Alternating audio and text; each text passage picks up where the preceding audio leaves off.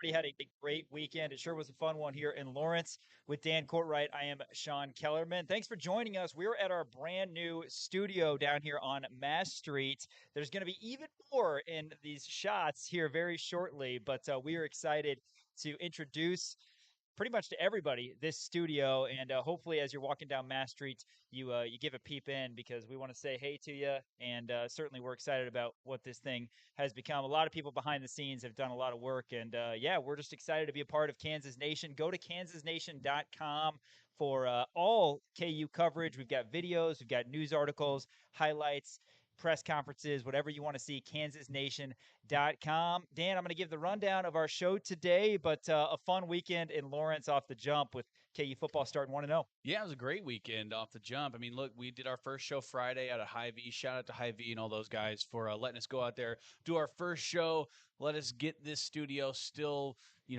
we're still working on it, still getting it ready. There's some signs to be hung up and different kinds of things like that, but we're excited to be in our new studio. We could not be more amped up for this right here on Massachusetts Street. We're excited, and we get to kick this off, this brand new studio, with a Jayhawk win. Yeah, feels really good. And also a shout out to Crown Automotive, Miles Schneier, and great people over there for helping make all of this possible. Can't wait to talk about this game, Dan. We're going to do that here in the opening segment. KU 31-7 over Fresno State at the new booth. We got a new stadium. Yes. Well, no, it's the newly It's reimagined. It is reimagined. Booth, Kansas Yes, Memorial Stadium. it feels brand new. I can't say enough. Like you and I talked about last week, we had a chance to tour it, and just how much thought, how much intricate detail went into it. It's incredibly impressive. But yeah, we're talking football here in the opening segment, a picture perfect night in Lawrence. Next segment, we're going to hear from JD Six, who, needless to say, is the Heisman frontrunner Yeah, right as now. of right now. I saw though Western that Kentucky guy looked okay, but I think JD's got the edge. I saw though that on the Reddit early 12-team college football playoff, KU came in at number 2 behind Iowa State. I believe Hawaii was 3 and Western was 4. I think it's ridiculous that KU's not 1, but did love getting some week 0 action, and it all went well for the Crimson and Blue. So we'll hear from JD next segment, plus update you on KU volleyball. 5:30 today, first serve, number 14 KU against number 2 Penn State in Sioux Falls. What a test that's going to be for Matt Ulmer in his first year at the helm here at KU. And then we're going to have an in-studio guest. You are going to get to see the face of one of the more knowledgeable guys that we know regarding not just KU athletics, but high school athletics here locally. That's Kevin Flaherty from the Kansas City Sports Network. Yeah, Kevin's been coming on our show every Monday for as long as we can remember. A great friend of the show, and you're going to get to see him in person as well. A brilliant mind on the Pay Heat podcast and on the Verbal Commitment podcast as well. So we're talking all things Kansas, as well as maybe some recruiting things with him as well. 5 o'clock, we are going to ask our producer, Gabe Boucher, if it was tough for him getting out of bed after his weekend-long bender. No, that didn't actually happen, but Gabe has saved us all week, really the entire time we've been putting forth Kansas Nation with all the work he's done. We have our Case of the Monday segment. Of course, any Office Space fans out there, you're well aware of the quote that I'm referring to. And after our Case of the Monday segment, we're going to hear from the head man, Lance Leipold, and then we're going to squeeze in a little bit of KU basketball talk at the end. Of course, we only had one show last week, didn't get to go into a lot of detail regarding Tony Bland, the addition to the KU men's basketball program. So we're going to get into that as well. Shout out also to everybody listening over on ESPN Kansas City, 1510 AM and 94.5 FM. Appreciate that partnership. And yeah, kansasnation.com. Don't forget to check us out. Dan, let's get into this. Let's start with your initial reactions. I mean, an absolute picture perfect night. I don't know any other way to describe it. Fresno State scored a touchdown, and KU had some penalties, I guess, if you want to look at anything negative, but it was really special. And what's cool is you look back on marquee wins or noteworthy wins, like the first game in Allen Fieldhouse, or when a new stadium comes about, maybe even the first game of a new coaching regime across sports. The score itself is going to be remembered more so than a lot of scores in a lot of games, just because that was the game. So I think the 31-7 score is just going to always be remembered for Jayhawk Nation, because that was the start of a new era of Kansas football at the new booth, and a dominant performance by KU. Yeah, the score is going to be memorable, but there's going to be a lot of other memorable aspects of this game, and I'll kind of do a quick rundown of just my reaction. Number one, the overreactor in me thinks that, hey, we're never going to lose another game ever in my lifetime. Obviously, I know that's not true, but it's hard to not overreact to a game like this because this wasn't, the Lindenwoods or the Nichols States. Sorry to bring up any rough memories, but this is Fresno State. They're a big time program. Went to a bowl game. They went to the famous Idaho Potato Bowl last year, lost to Northern Iowa or Northern Illinois, excuse me.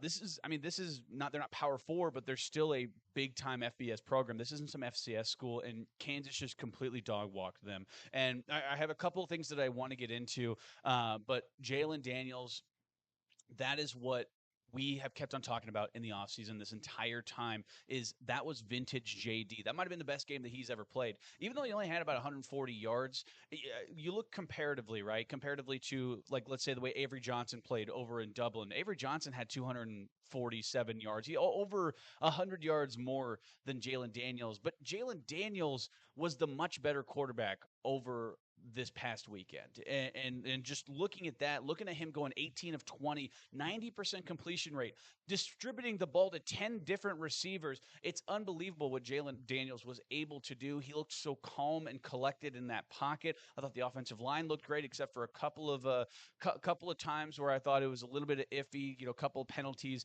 here and there that are going to get cleaned up, right? It's week 0. The adrenaline's pumping. The energy is high in that building. So I'm assuming those things are going to get better as we move along. But just overall, not a lot of criticism from me. I mean, that to me was one of the more perfect games that I have seen this Kansas squad play. And it's good to see a lot of the new guys as well getting in, because there have been those question marks, right? And the secondary wasn't great at times.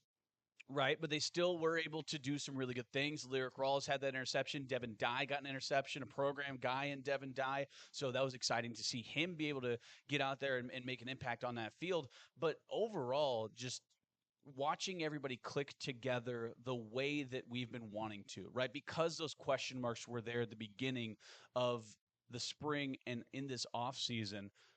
You had no idea, but you say, okay, well, it would be perfect if X, Y, and Z happened, or if these guys were able to mesh and different things like that. And it happened, right? We saw Cam Pickett get in the end zone twice. We saw Keaton Quebec get in the end zone. We saw the new guys getting in there and getting tackles.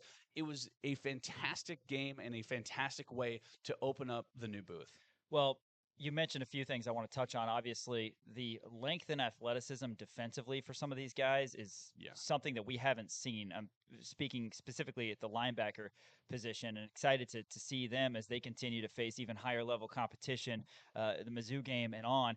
But permission to go on a little Jalon Daniels tangent? Go for it. Okay. Go for it. I right. insist, actually. So, first of all, 90% completion, like you said, really 95. Pretty good. Really 95. Deshaun Hanika, bless his heart, hadn't played in over 1,000 games, or 1,000 days rather, and drops a pass that he catches 99 times out of 100 at least. The other incompletion, by the way, was a perfectly thrown ball. Yeah, under pressure, a toss up to killed there too. Emmanuel Henderson. One of the few times KU's offensive line got beaten. So yeah, he was incredible. You mentioned the 10 different receivers, but what was most noteworthy to me regarding Jalon Daniels on Saturday wasn't the stats. And you said he threw for 176 and 3 and no turnovers, and that's important. And had we needed JD to throw for 300 plus, he would have thrown for 300 plus. Right. 47 yards on the ground. He just, to me, looked so comfortable. He was the best player on the field, which the best teams, their quarterback is usually the best player on the field. And he just was not fazed by anything. He still showcased some of his JD magic, scrambling out of the pocket, throwing on the run, rolling left, rolling right, absolute darts on the money, but he was not fazed. There was no rust. One thing about Jalon Daniels last year, it was all about, all right, can he stay healthy? And that was the big thing. It's like, okay, man, if you get 12 games of a healthy Jalon Daniels, the team's going to be really good. Well, KU was really unlucky, and there was some JD rust early in the season. Wow. Yeah. You talk about midseason form. I mean, Jalon Daniels looked midseason form and then some. He was so incredibly impressive. And he's been in the program so long, you don't take it for granted, but you almost are so focused on the other pieces. You got Hishaw and Williams, and you got, okay, Cam Pickett got 2 touchdowns. And it's all like, guys, let's just remember what we're watching here. I mean, our quarterback is balling out, and if JD's going to continue to play like that, we know not every game will be near perfect like this one was, then KU is going to attain their goals this season. So you don't think 90% completion rate is attainable? I'm not saying that. I'm not saying that. But I yeah, mean, he look, was special. you got to be realistic. But yeah, 18 of 20, 176, 3 touchdowns. I mean, that's just unheard of. But at the same time, you look at Jalon, you're like, all right, this guy has been here for 6 years. He understands it, and I think that's the most important part, because you talked about that JD magic, right? And we saw a little bit of him trying to create that magic last year in those first 4 games that were not great for Jalon, right? He was trying to scramble out of the pocket a little too early and trying to force some things. This time, you saw him scrambling out of the pocket, being smart, getting outside of the pocket, and then making the correct decisions. I think that he was able to slow the game down more. He wasn't looking for those Hail Mary deep shot bombs, right? He was looking to make the smart play. And I think that's very important in the long run, because last year it didn't necessarily work out for Jalon in those first 4 games. He had quite a few interceptions because he was trying to force it, because he was trying to hit the home run every single time. But at the same time, when you look at him now, you can see the growth and the progression, even from year 5 to year 6. So I loved to see that maturity out of Jalon. It was something very, very special. He did run a lot, which, again, there were some rotational pieces in the offensive line that I could potentially give a little bit of criticism to, right? Like Amir Herring didn't have a great outing in the 3rd drive. Enrique Cruz didn't have a great outing in the 2nd drive, right? Those are just 2 small pieces. Then we saw a little bit of Tavake Tuikolavatu as well as Nolan Gorsica. So there are some rotational pieces, and they're still going to continue to rotate in that Wagner game.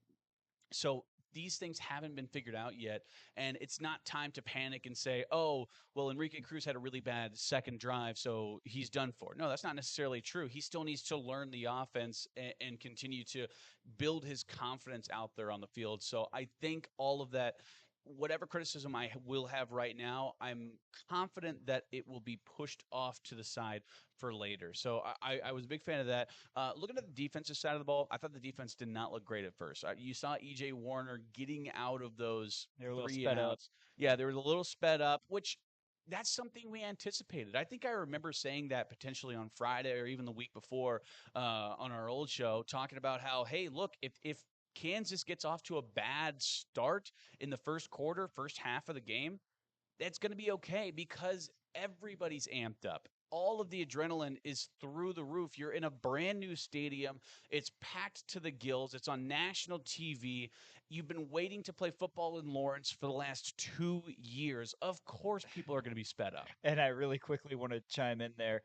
After KU gave up the touchdown drive, the opening drive, and it was 7-7, I got a text immediately from a buddy of mine complaining about the defense. And I thought, oh man, football is back. It's back. Yeah, the negative texts are back. Yeah. We know that we're back. But yeah, seriously, credit to DK McDonald and this KU defense, because if they were sped up, missed a couple tackles, a couple of chunk plays from Fresno State, then it was what it was. You weren't worried, and this is what's the case when you have Jalon Daniels, Coach Z, and all the weapons that KU has. You weren't worried KU wasn't going to score again offensively, but you also knew this defense was better than that, and they proved it throwing a shutout the rest of the way. Yeah, 100%. Look, and whatever criticism you do have against the defense, right, you saw some guys slip behind some other guys in the secondary, right? In the secondary, that's a different conversation for a different time. I didn't think they looked good, but I think it was just because of the fact that it's a brand new defense and the adrenaline was really high. So there's those first game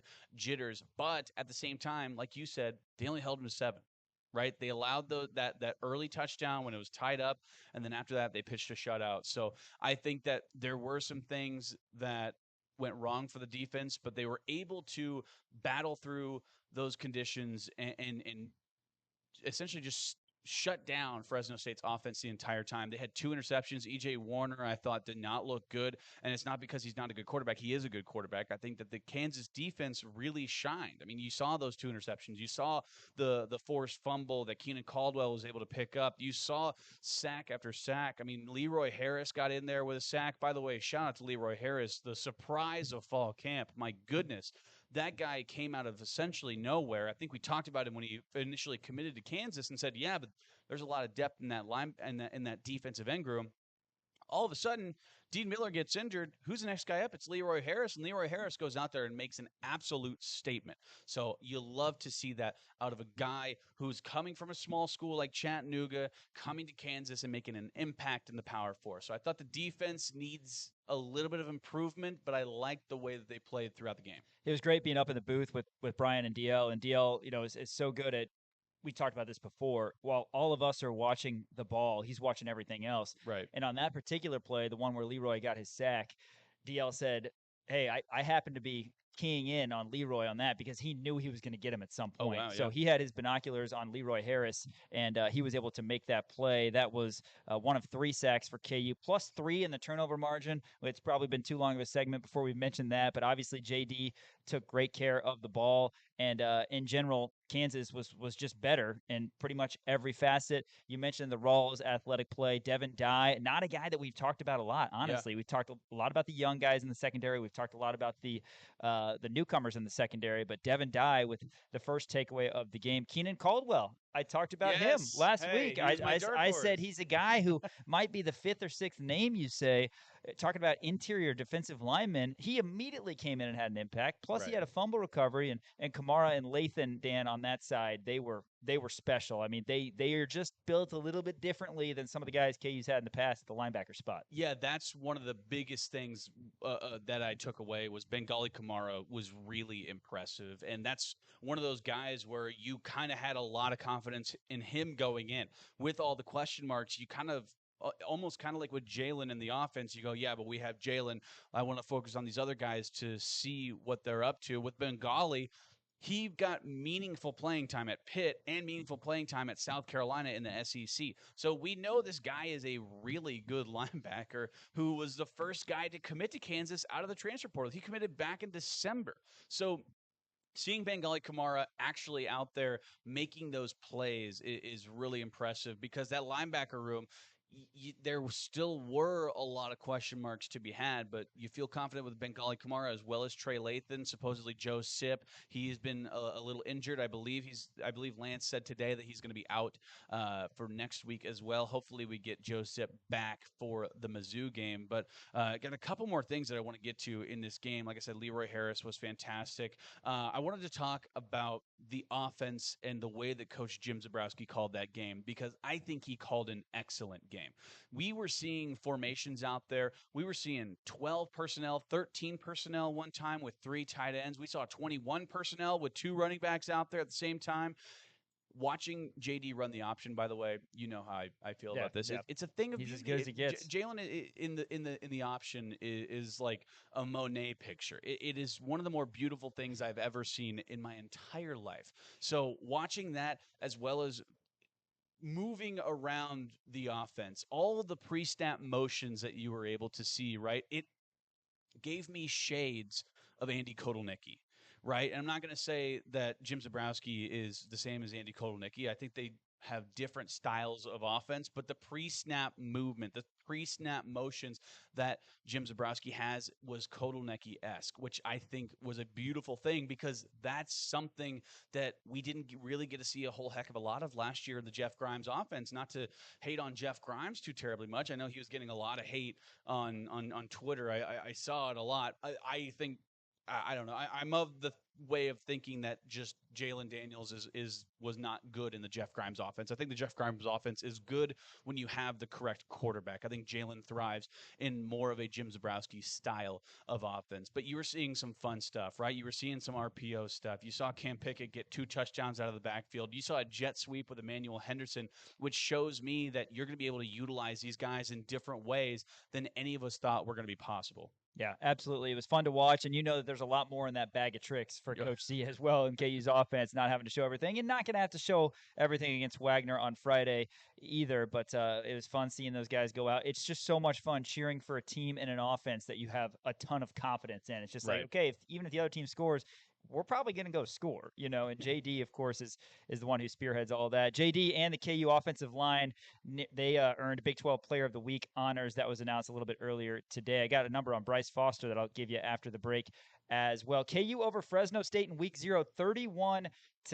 Hawks are 1-0, and yeah, you guessed it, they're atop the Big 12 standings. After this, we're going to hear from the man himself, JD6. You're listening to ESPN Kansas City and watching on KansasNation.com.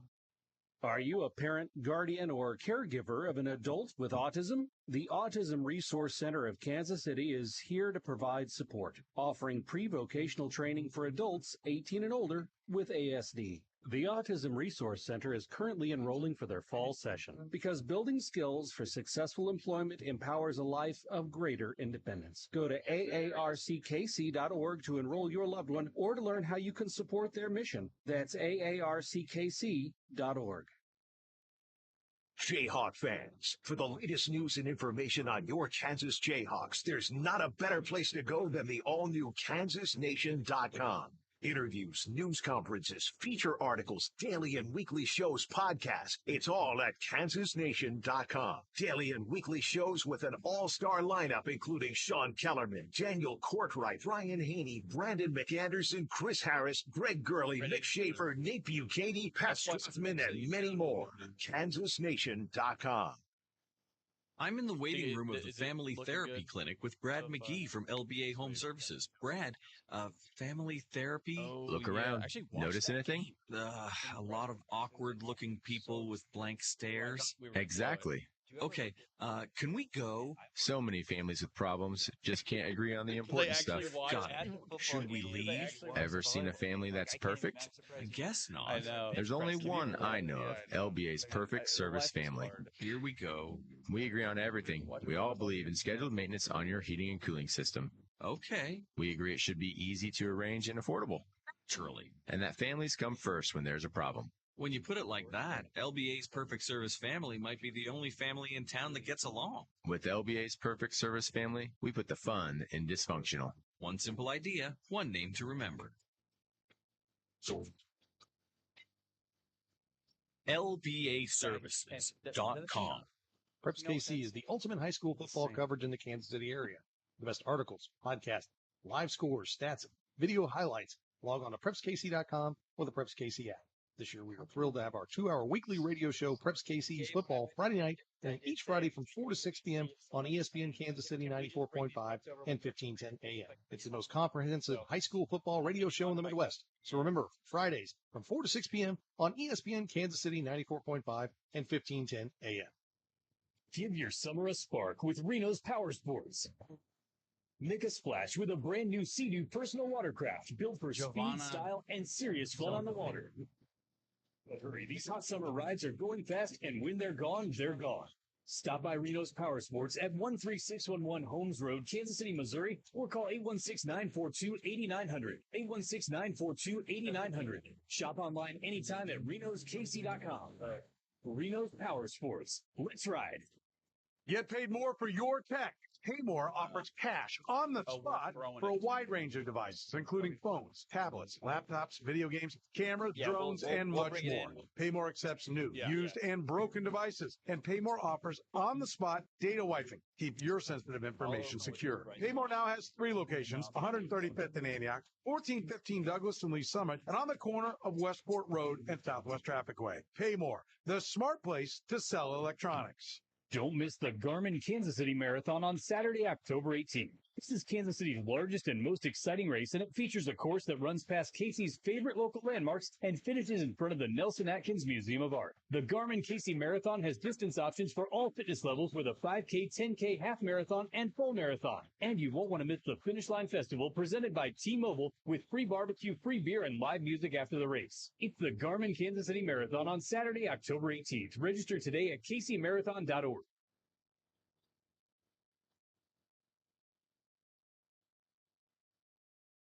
Welcome back to Rock Chalk Sports here, KansasNation.com and ESPN Kansas City.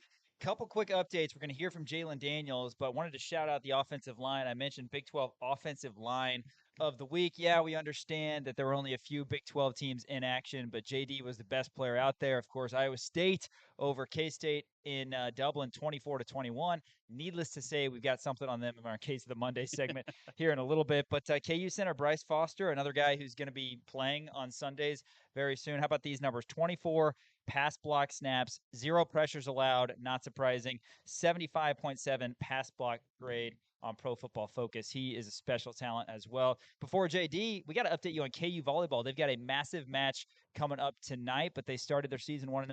Yeah, like you said, they're going to be playing number 2, excuse me, I almost said number 12, number 2 Penn State tonight in Sioux Falls. It's going to be an electric game, but they did win on Saturday against Vanderbilt, a team that hasn't had volleyball since 1980, since the Jimmy Carter administration, in case you're wondering, Sean. So they wound up winning that game. Kansas won the first set, then they lost the second set, and then the third set, I believe. And then in the fourth set, they wound up coming back 24-19 in the fourth, sealing it 25-20 in the fifth set. KU jumped out to a 5-2 lead and then wound up just steamrolling over Vanderbilt with a 15-4 win in that final set. Reese Patak was incredible. Jovana Zelenovic was awesome too. The 6'7" freshman, 21-year-old. This start to the Matt Ulmer era has been nothing short of incredible because they got off to a relatively slow start against Vanderbilt. Like I said, a team who hasn't played volleyball since the 80s, and they were able to battle through the adversity and come back and win it in the final set and just steamroll them in the final set. So this is going to be an exciting matchup tonight against Penn State, number 2 up in Sioux Falls. We'll see how Matt Ulmer goes against the top 5 team. Well, and people might look at that and say, hey, it's a 5-set win against a program that hasn't played volleyball since 1980, and maybe scoff at that. But bottom line is, in today's age of NIL, and the transfer portal. There you go. God, that was the worst delay you've had in quite some time. NIL and the transfer portal, you just don't know. And time will tell how Vanderbilt will do. But bottom line is a win's a win. Like you said, 15-4 in that fifth set, and Ulmer gets his first win here at KU. Klein had 39 assists and 11 digs. She, of course, was a stout freshman last year at Oregon, and probably the most important piece that Coach Ulmer brought over from his time with the Ducks. Yeah, Penn State ranked number 2 in the country, and they're the defending national champion. So This is not going to be easy in Sioux Falls. So it's going to be an awesome test. Coach Ulmer saying post-game on Saturday that hopefully both teams play well, and it's a test, and it's a great show for everybody who's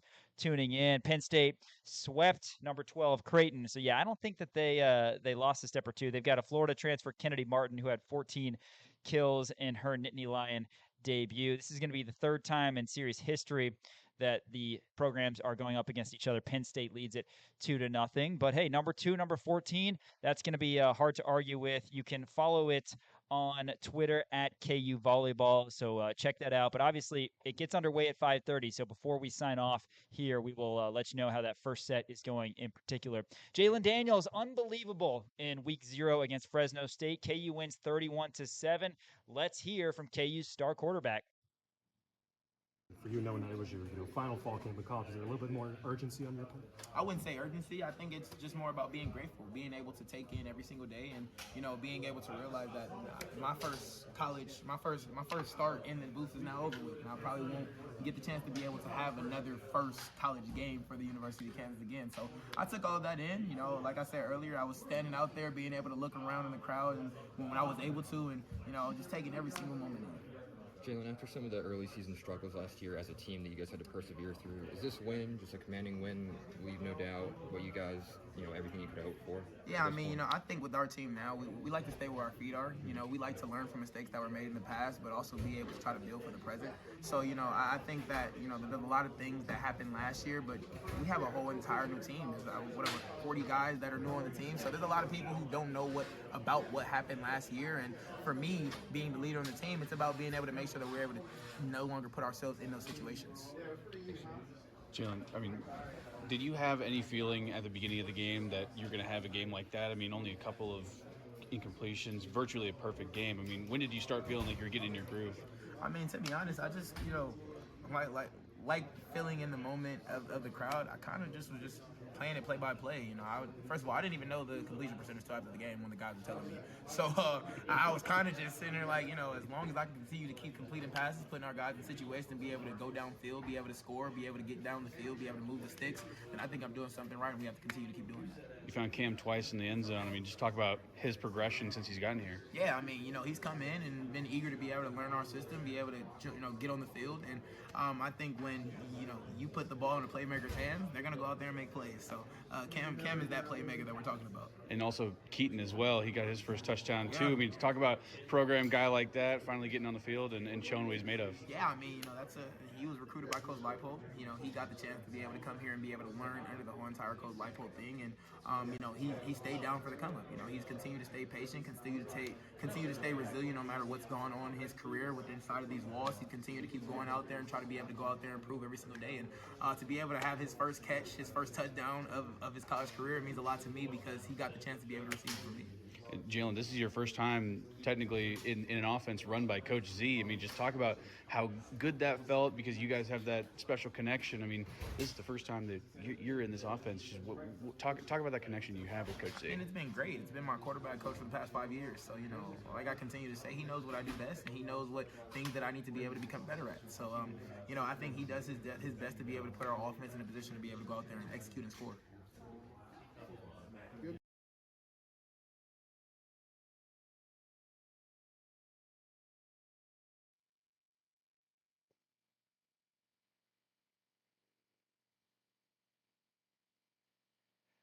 That's Jalon Daniels post-game 31-7. We were just kind of talking about how in awe we were of him. And honestly, he does things that not very many people can do, but we've gotten so used to it because he's done it so often. And I don't know that there's anybody that KU's seen in this program, honestly, Dan, that is more easy to cheer for than Jalon Daniels because he's dealt with a lot. We're hoping he has not only a healthy season, but an incredibly successful season.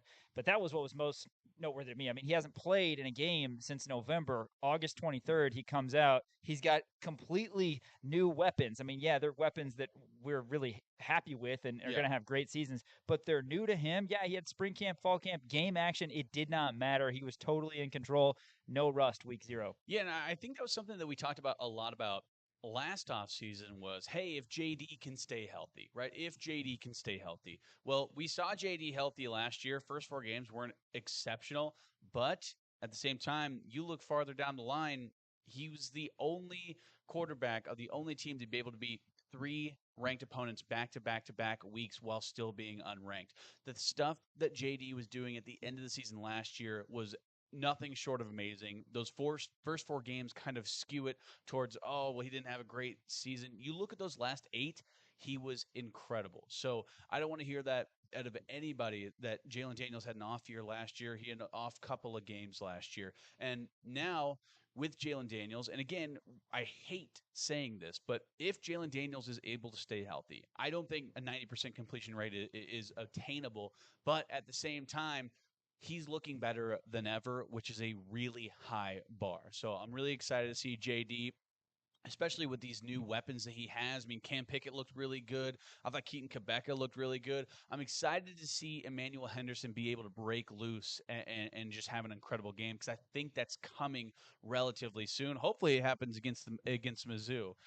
So that's what I'm. Wow. Not calling for Emmanuel Henderson big game against the Seahawks on Friday, I take it. You know what? I'm bulletin board material is happening right now. I want Doug Emelian to have a big game against Wagner. I think that's going to be Bryce Cahoon. I'll say that. This is going to be the Bryce Cahoon game against Wagner. But hopefully Emmanuel Henderson's going to be able to break loose because I think he's going to be our number 1 guy. But like you kept on saying, Cam Pickett, he's going to be the receptions guy. He's going to be the guy who finds those soft spots in those zones and is able to sit down, get you 4, 5, 6, 7 yards here and there.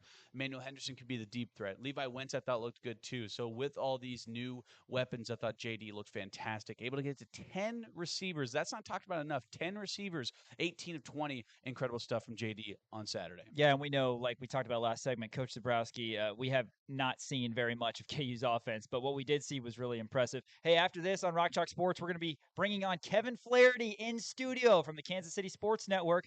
That's all coming up. You're listening to ESPN Kansas City and watching on kansasnation.com. Are you a parent, guardian, or caregiver of an adult with autism? The Autism Resource Center of Kansas City is here to provide support, offering pre-vocational training for adults 18 and older with ASD. The Autism Resource Center is currently enrolling for their fall session because building skills for successful employment empowers a life of greater independence. Go to aarckc.org to enroll your loved one or to learn how you can support their mission. That's aarckc.org. Jayhawk fans, for the latest news and information on your Kansas Jayhawks, there's not a better place to go than the all-new KansasNation.com. Interviews, news conferences, feature articles, daily and weekly shows, podcasts. It's all at KansasNation.com. Daily and weekly shows with an all-star lineup including Sean Kellerman, Daniel Courtwright, Ryan Haney, Brandon McAnderson, Chris Harris, Greg Gurley, Mick Schaefer, Nate Buchanan, Pat Strothman, and many more.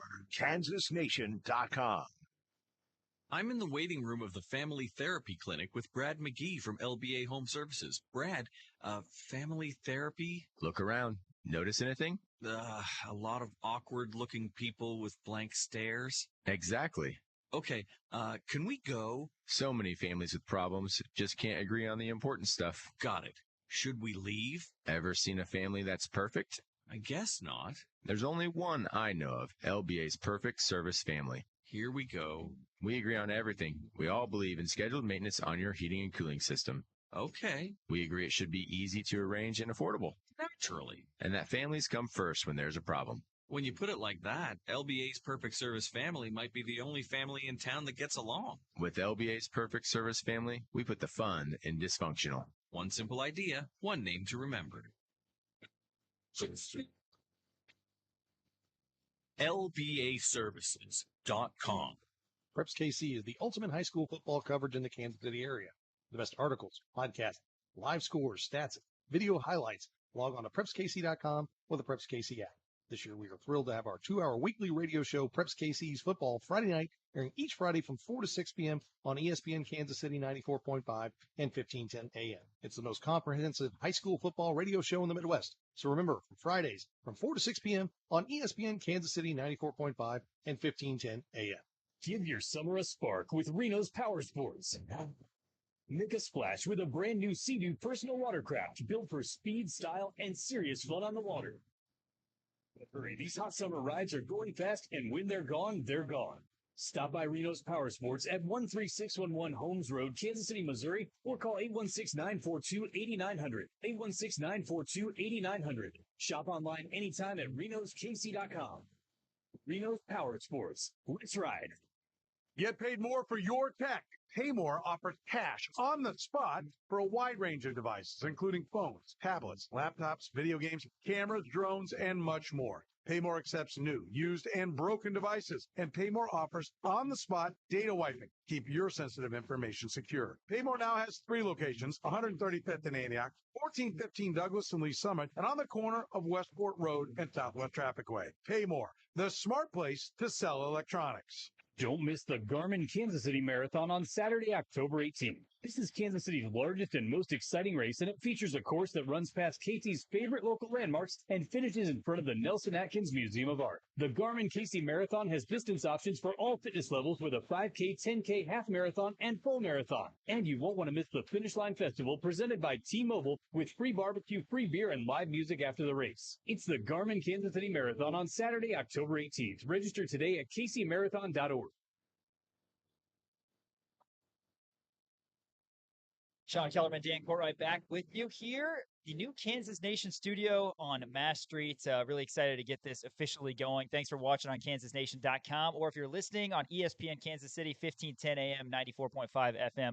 Thanks for bringing us along with you today. It's our second show, first in the studio and first recapping a Kansas football game. We have been looking forward to this show for a while, Dan, Yes. specifically because the entire offseason we were like, man, we're finally going to have a game to talk about. Yeah. And what a game it was. And pleased now to bring on Kevin Flaherty. Kevin, thanks for joining us. Kevin does great work for the Kansas City Sports Network.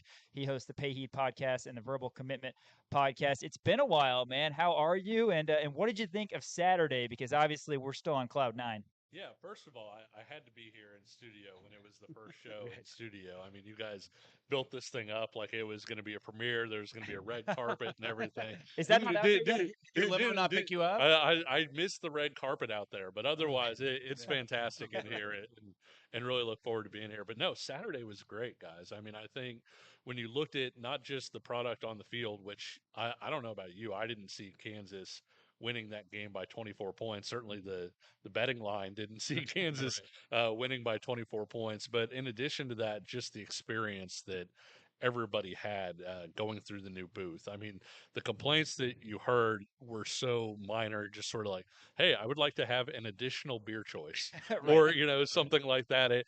And that shocked me, honestly, because when you open up new things like a new stadium, so often you have issues like, hey, these people weren't able to get to their seats, or the crowds were too big, or there was too much traffic in certain areas.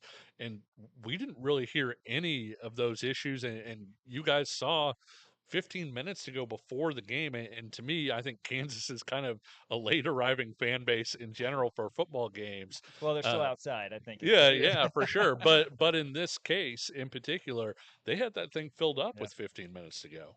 Right. Yeah, no, 100%. And I mean, I think it was like 57 minutes or an hour before the game, the student section was filled up, which is something you absolutely love to see. And looking at the product on the field, obviously the stadium was incredible. The atmosphere was incredible.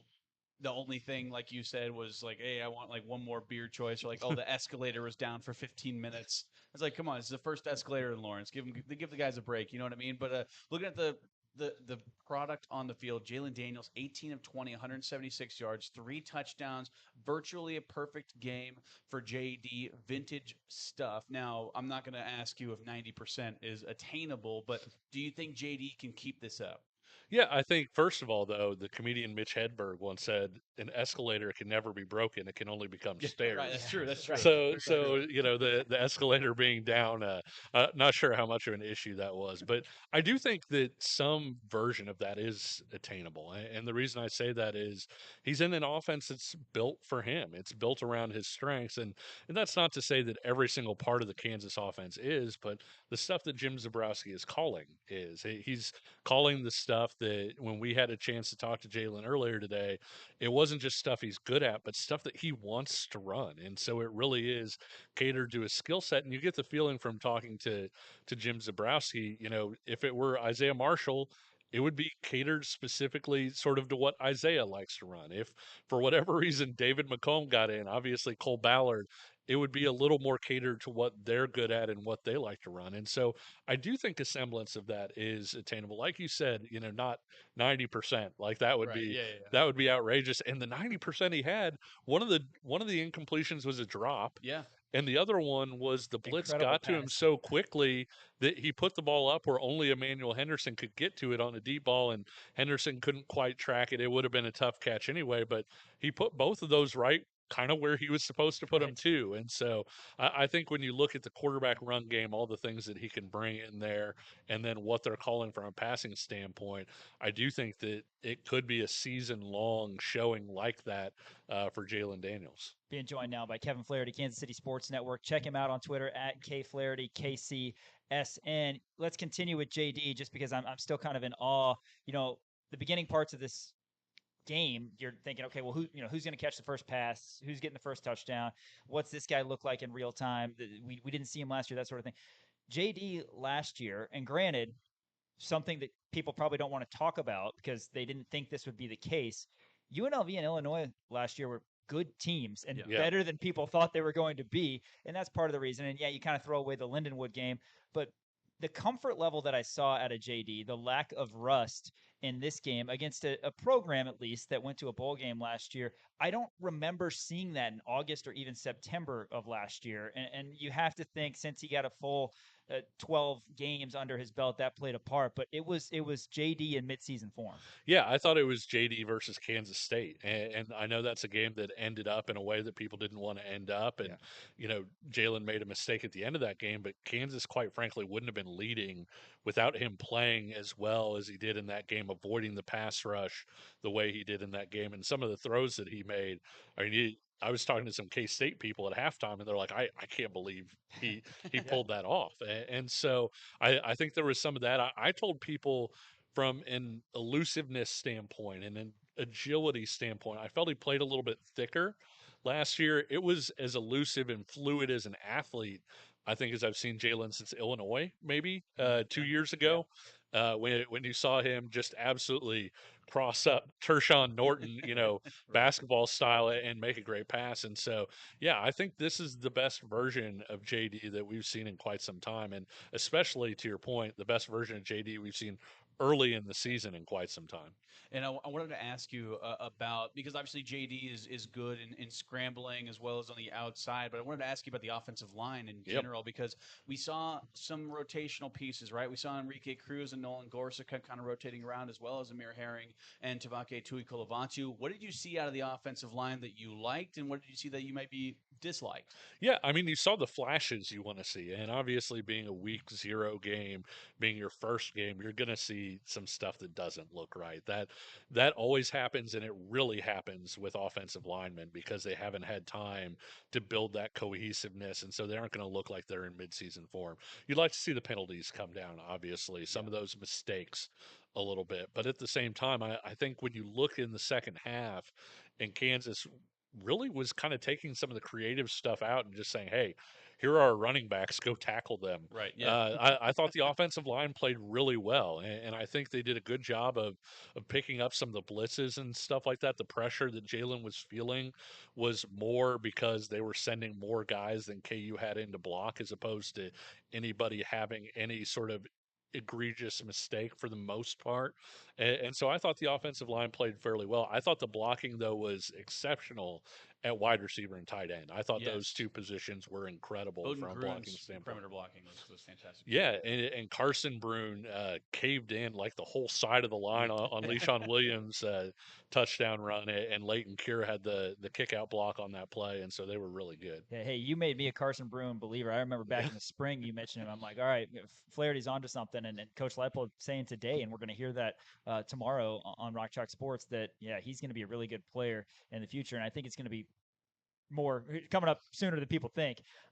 Kevin Flaherty joins us right now here on KansasNation.com and ESPN Kansas City. Hey, let's talk wide receivers. I don't know if I've asked you this before. Obviously, it's been a while since we've had you on our show, but anybody who's listened to us, or I think I mentioned it in the post game following the win on Saturday, the Cam Pickett, Luke Grimm comp, I can't get over it. And I'm going to continue talking about that because, maybe last year people would say, okay, Grimm's your possession receiver, right? But there's kind of always a negative connotation to that.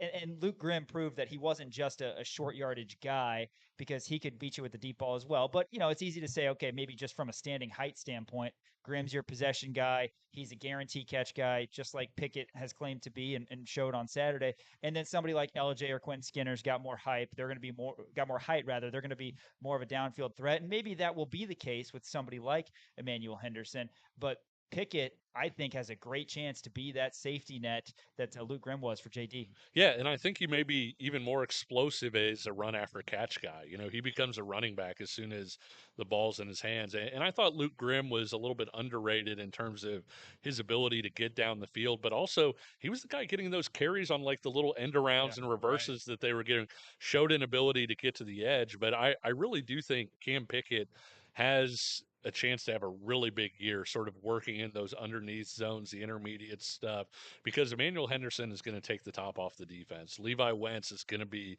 that big bodied guy that you can throw a slant to on 3rd and 7 and is really, really tough to defend. You saw Keaton Kubeka catch a touchdown over the middle, and I think he's going to do some really good things in that regard. But in terms of being a guy that, hey, I can throw this pass 2 yards down the field and he's going to be able to go do something with it, I think Cam Pickett has a chance to be really good in this offense. Kevin Flaherty, KCSN, joins the show down the line. And Kevin wanted to flip the field for you.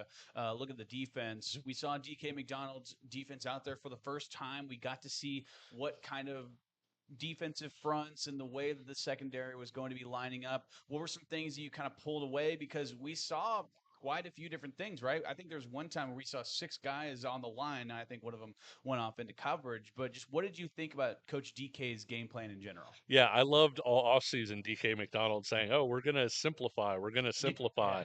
And then you get out there and he's got Leroy Harris basically as a slot corner at one point, and showed so many different fronts and everything. So kudos to DK. I would not want to play poker with that guy because obviously he hid that there. I actually had a chance to talk to a Kansas recruit who was at the game, and one of the things that he said was, he goes, they've actually got more in the bag that they didn't get a chance to show from a front standpoint.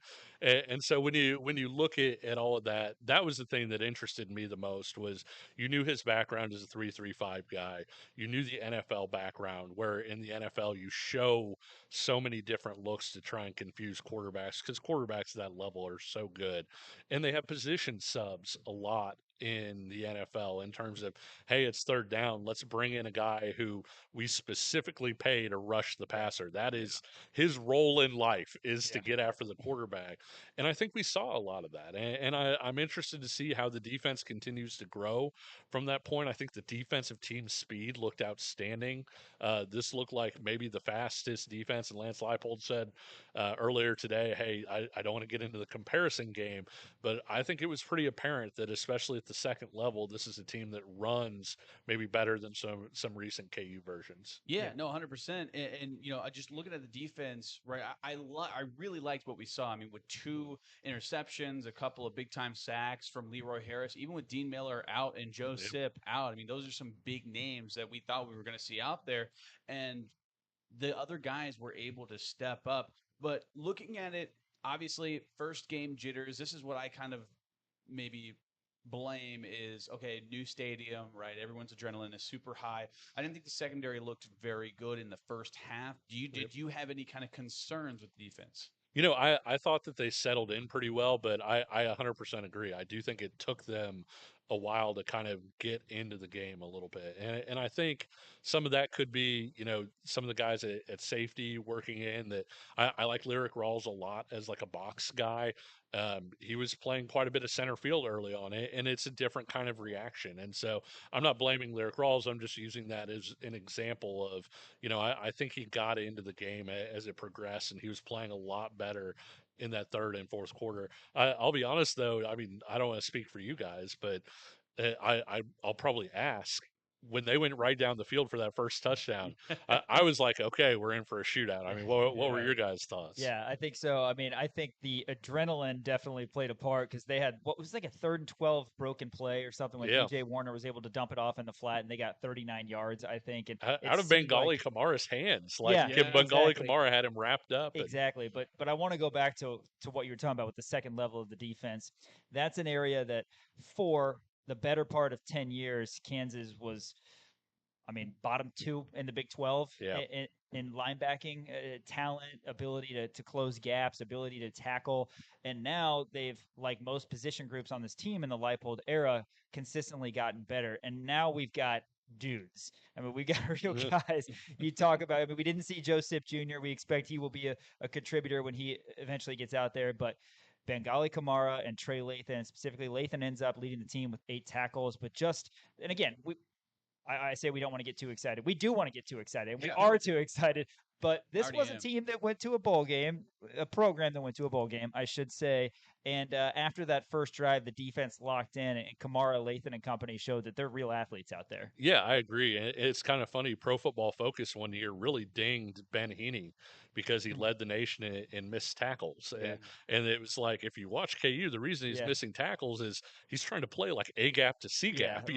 He is attempting tackles that no linebacker in the country should even try to attempt. But they didn't have the guys around him. And I think, to your point, and it's really well made, you throw John Kamara in there, who I thought had some really nice moments.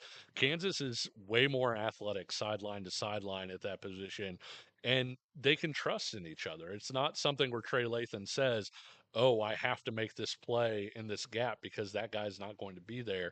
And linebacker is so much like offensive line, in that you have to really trust that everybody is going to be where they're supposed to be. And I thought you saw that quite a bit. Even the stop that Trey Lathan had sort of at the line of scrimmage was something that he played in his hole, and then he scraped to get to the tackle. You're not able to do that necessarily when you're overplaying because you're worried, hey, is this guy beside me going to be where he needs to be?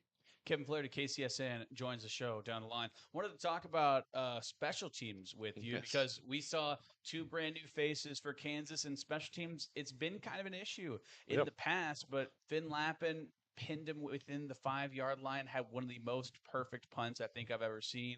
Lath Marjan hit a 47-yarder right down the middle, and Tate Nagy, true freshman, going out there, he had one return where I thought laterally he was faster than he was straight line. We've talked about that before, but tell me what you thought about the special teams. Yeah, Tate Nagy, high school quarterback out there, doing that. But when we were at practice this fall, they had stuff where I know it's not called a jugs machine anymore, whatever they call the machine. I always call it a jugs machine. Yeah, that launches the footballs up, and their receivers were supposed to kind of track it and try and catch it over their shoulder. And he was maybe the most natural of the wide receivers making those sorts of catches. He was really, really fluid at it. And so you understood with the way he tracked the ball that he would probably be pretty good at that part. Now, is he going to be maybe as fast as some of the other options? Maybe not. But the big thing is, hey, catch the ball, secure the change of possession, as they say. And like you said, Finn Lappin, MVP, most valuable punter. Oh, yeah. Had some terrific kicks, obviously. Loved the energy out of him, too, when he pinned that down and felt like that was contagious. And Lath Marjan, when we got to talk to him this fall, charismatic guy, isn't he? Yeah, really charismatic guy, and also so dedicated to his craft and really focuses on what he needs to do to make every kick and then correct his mistakes, and he drilled that one. Last thing for you, Kevin, I want to get your thoughts. Obviously, I'm not going to necessarily preview Wagner as much. I think we all expect KU to run away with that, and hopefully everything goes well from a health standpoint. And you got to go out there and you got to score still. So we'll see what happens, and we'll preview that more a little bit later this week. But one thing that you want to see from KU in that Wagner game, and then it hit us that we're not going to have a show Monday because of Labor Day. So the team we play after Wagner is noteworthy around these parts. I've heard that. Any memories or anything that you want to bring up before the game on September 6th against the other team that we're going to be facing? And are you glad that this rivalry is at least in the interim back? I'm not sure I'm glad it's back, honestly. I mean, I know that college football is about rivalries, and I get all of that, but I kind of tend to view Missouri from a Kansas perspective as sort of like that toxic ex-girlfriend that you can't quite get rid of. Yes. And so, there's a little bit of that there. I really wish Don Fambro were still with us because of all the stories that he would tell. And this wasn't my memory, but my favorite story he used to tell was one year, I guess there was a blizzard in Columbia, and it came out of nowhere, as weather does in the Midwest. And so they basically go to Columbia and they say, we didn't bring any of our long johns or anything to play in this. And so they sent a note over to Missouri and said, hey, can you guys help us? We didn't expect this blizzard. And Missouri sent back something that basically says, we hope you freeze to death. And so Pepper Rogers said, hey, Don, this is on you. You figure this out. And so what they wound up doing, allegedly, according to Don Fambro, I don't know if this is apocryphal or not, is take the team bus, drove it through a gate, and parked it on the sidelines. And so basically the players would go onto the heated bus when they weren't on the field, rotate off of the heated bus when they had to go on the field, and go back in. So I hope if that story is true, I hope somebody can find that TV footage because that would be just absolutely fantastic. That's a microcosm of the rivalry, right? That's perfect. All sides of it. Just sort of we hope you freeze to death, and then we're going to ram your gate and just park on your sideline. And that's so good. I got one more quick one for you, Kevin. I mean, obviously looking at the Wagner game, everyone kind of expects Kansas to kind of steamroll them. What does Kansas have to do in order to be in consideration to get ranked against Wagner next week? I think they did what they had to do against Fresno State to at least put that into people's minds, which was the big thing. But ultimately what they'd have to do is hope that people lose. I mean, I hate to put it that way, but you go out and beat Wagner 70-0. I don't think that there's going to be an AP voter that's like, that's what I was missing. Yeah. That's why I'm going to rank this team. And so you want to have a really strong effort. You want to show up and do what you're supposed to do against Wagner. But ultimately, whether or not Kansas is ranked heading into that game is going to depend a lot on what other guys do. I think Kansas did really well against Fresno State with a lot of people watching. And so I do think that they kind of did what they were supposed to do there. Yeah, absolutely. Well, if we don't have you on next week because of the short week, then when we do have you on following the Missouri game, KU will be ranked, which is exciting. Yes, there you go. 3-0 after taking their talents on the road to Columbia. Kevin Flaherty, follow him on Twitter, like I said, at KFlaherty, KCSN, Kansas City Sports Network. Check out his podcasts on there as well. Kevin, thanks for coming on, man, and we'll be excited to host you again soon. Thanks a lot, guys. Yeah, absolutely. Hey, after this, we are talking more football, but we're going to take you around the nation a little bit. There was a game across the pond that you may have heard a few stories about and seen a few headlines about in the Big 12, K-State and Iowa State. You're watching KansasNation.com and listening to ESPN Kansas City. Are you a parent, guardian, or caregiver? Kansas City is the Autism Resource Center of Kansas City is here to provide support, offering pre-vocational training for adults 94.5 with FM. ASD. The autism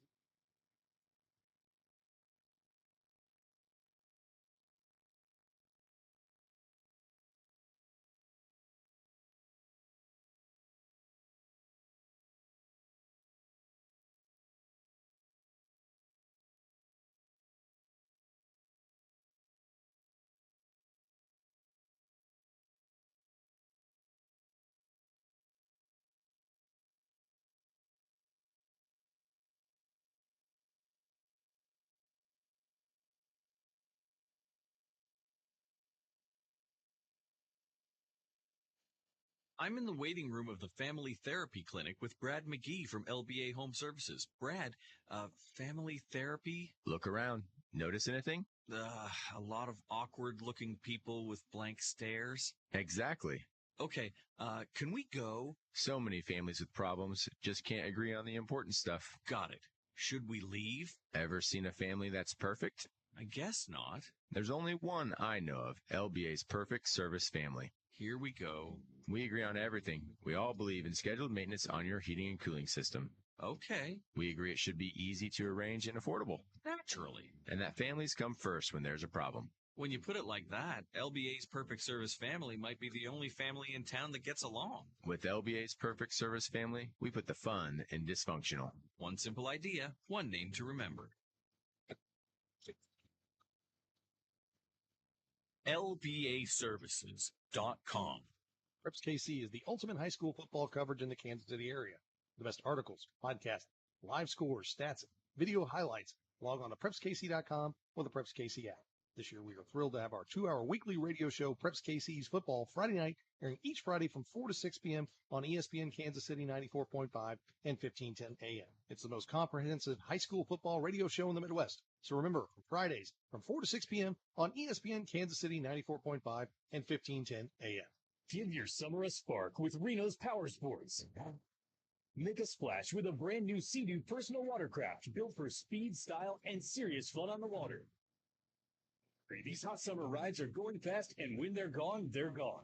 Stop by Reno's Power Sports at 13611 Holmes Road, Kansas City, Missouri, or call 816-942-8900. 816-942-8900. Shop online anytime at renoskc.com. Reno's Power Sports. Let's ride. Get paid more for your tech.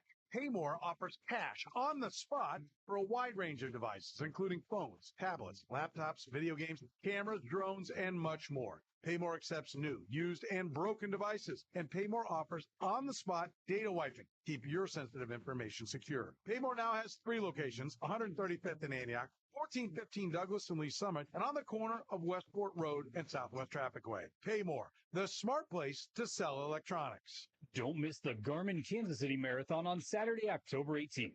This is Kansas City's largest and most exciting race, and it features a course that runs past Casey's favorite local landmarks and finishes in front of the Nelson Atkins Museum of Art. The Garmin Casey Marathon has distance options for all fitness levels with a 5K, 10K, half marathon, and full marathon. And you won't want to miss the Finish Line Festival presented by T-Mobile with free barbecue, free beer, and live music after the race. It's the Garmin Kansas City Marathon on Saturday, October 18th. Register today at kcmarathon.org.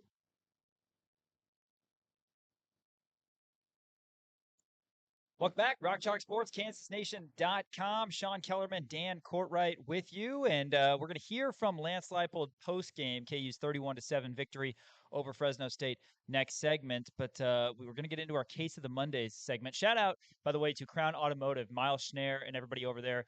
Great partners of us, and really appreciate their partnership and helping us get on air. KansasStation.com, ESPN Kansas City. Dan, Case of the Mondays, and well, it all started on the certain football game that took place in Dublin. The Iowa State Cyclones flag was visible, and the Kansas State flag was also available. Well, it was the Kansas State flag. Yes, that was visible. Let's start with that team out west playing over east across the pond in week 0. I want to start because there's a lot of K-State stuff that we haven't gotten to because we weren't able to fit it all into on Friday's show. We obviously didn't have a show last week because of our hiatus, but I wanted to get to this now because there's a lot of different things on the K-State portion that fascinate me. So let's start here. So K-State Athletics on August 12th, they put out 4 different graphics of a Yelp review that said 5 stars, state-of-the-art facility, best environment in college football, no better place to tailgate, and you have to see this building at night. 5-star Yelp reviews makes you think, oh man, people are going on Yelp and just loving on Bill Snyder Family Stadium. Not the case. Apparently, some guy named Doug F. put it on Yelp 4 days ago. All of those quotations, by the way, they made 4 separate graphics for each one of those quotes. It was only one Yelp review made by Doug F., and it seems as though that it was planted there, Sean. Now, I look, here's the thing. I'm not into conspiracy theories, but it may look like somebody created a fake Yelp account and put this up there just so they can make these graphics. I don't know. You be the judge You of that. have said that you're not into conspiracy theories just enough to where I think that you're into conspiracy Maybe I theories. am. Maybe I'll put my tinfoil hat on for just a second. But I think this thing goes all the way to the top. One of my favorite things. So there's that, right? And they also got community noted on Twitter, always very fun. So not a great start. That was August 12th. Yeah, this is way before the game actually took place on Saturday. Yes, way before the game. Let's flash forward to August 21st, 2 days before Farmageddon over in Dublin. Dozens of pubs over in Dublin ordered Iowa State flags and Kansas State flags. Kansas State flags. They ordered the state flag of Kansas, the blue flag with the yellow letters and the seal of Kansas directly in the middle. Do you think it's a gorgeous flag? Yes, it is a gorgeous flag, a great flag. I mean, it's got to be. They just Googled Kansas State flag, and that's the first thing that popped up, right? I'm so happy to see our state represented over there. Same. Do you think Iowa University fans are mad that they got the Iowa State one right? Probably. The state flag of Iowa should have been on there. Exactly. But, it literally started a week before the game even played, and then it continued into the game and after the game. Why don't you educate us? So, obviously, if you watched Farmageddon, it was a muddy, disgusting mess. Loved it. The field was a great game, honestly. I loved watching it. A lot of turnovers. Avery Johnson, by the way, did not get the first down. I will say it here. I know everybody was complaining about this. Kansas State, they wound up losing. They lost this game. Which was a conference game, by the way. It was a conference game. It wasn't game. one of those weird K-State Arizona games that we saw last year, and of course is happening again. That's a non-conference game. Right, exactly. So apparently there was a K-State fan before the game who was yelling at the Iowa State team, saying it's going to be a long flight home, that kind of thing. Iowa State, they posted on their Twitter, said logging off for the night. The K-State fans are saying we'll have a long flight home in the morning. Yeah.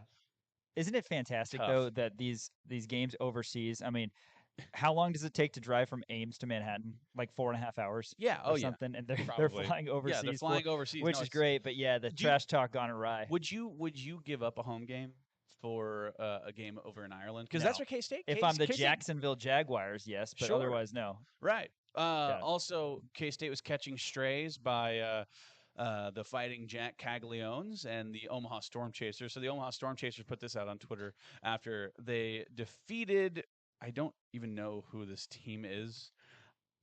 But anyway, a fellow AAA team. The Omaha Storm Chasers beat them 23-7. They put out a tweet that said, "Scored more than K-State football today." That was mean and uncalled for. That's a stray. You got to wonder who. I mean, is it a KU fan who runs that? You got to imagine. So already with the Yelp review and Avery Johnson not getting the first down, and Iowa State putting out that tweet about the long flight home, and the Storm Chasers putting out that tweet about scoring more than K-State, you got to think, man, it cannot get worse. But it does. It does. It absolutely does. And this was going around. I don't know how to approach this. So I mean, CNN picked this up. CNN picked this up. This is per Sports Illustrated. Apparently, Avery Johnson's father, as well as his brother, Avery Johnson's brother, so his son, Mark Johnson's son. Wait. Okay, yeah. Avery Johnson's father's brother's son. No, it's not right. No. It's so Avery Johnson's brother and Avery Johnson's father got into a fight outside.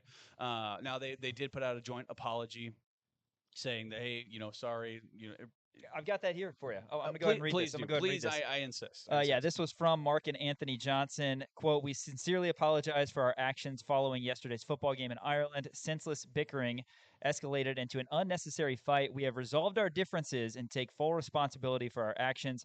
We have apologized to our immediate and extended family and now extend our apologies to Kansas State University, its alumni, and fans. We regret this incident, have learned from it, and are committed to ensuring it doesn't happen again.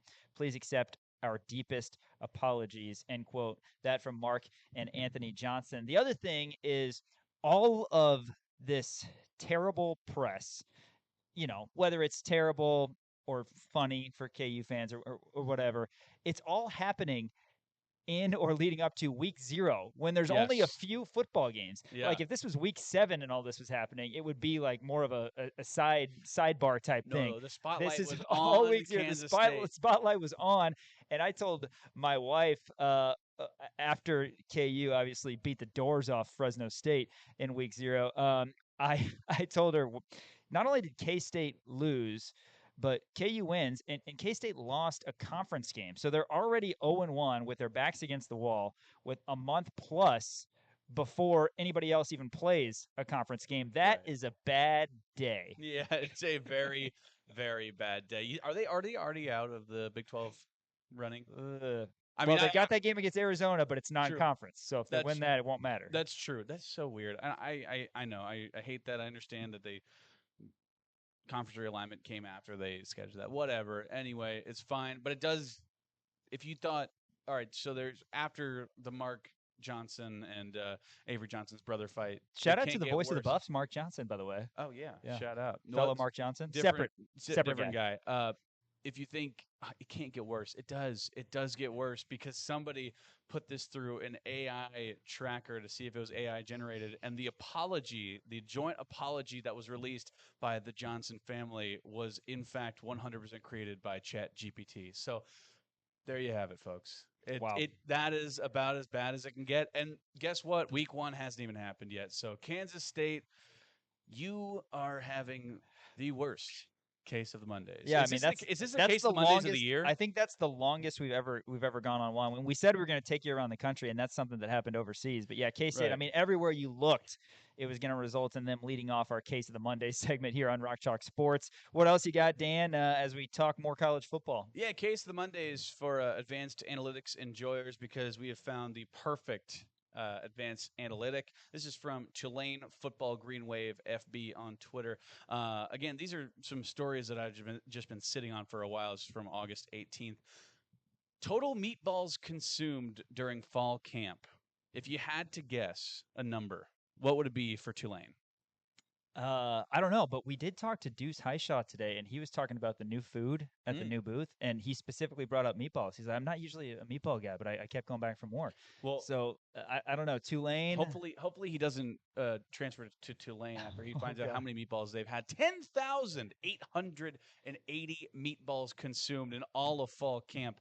Now, I Is know New Orleans like a meatball? Like that's supposed to be gumbo. I know. They like meatball. That's for like Italians in like New York or whatever. Yeah, like why aren't they eating gumbo and beignets? Why are they eating meatballs? It doesn't make sense. But I love the fact that they felt the need to put out. They've made a graphic and they put out this graphic. I'll turn it around and show it. It's one of my favorite graphics of all time.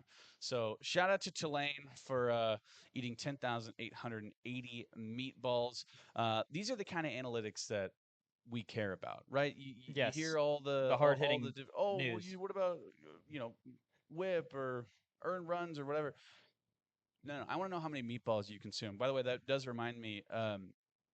I believe it was the Jacksonville Jaguars. They consumed around 770 Uncrustables a week. Yeah.